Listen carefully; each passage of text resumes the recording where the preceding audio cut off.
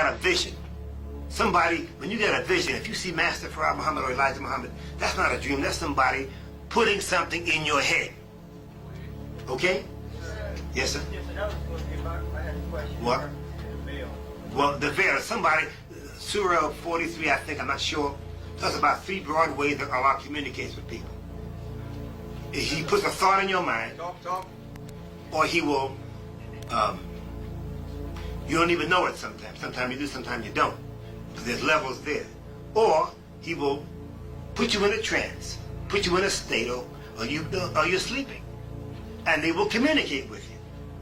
You don't have to do it himself. You can send an angel. He got ways of handling that. Or the last way, he just comes to you straight up. Here I am, you know. Elijah Muhammad got the greatest of all revelations. God came to him in person. Teach, man, teach. And they looked at each other. He recognized who he's looking at. You cannot be lightweight and handle that.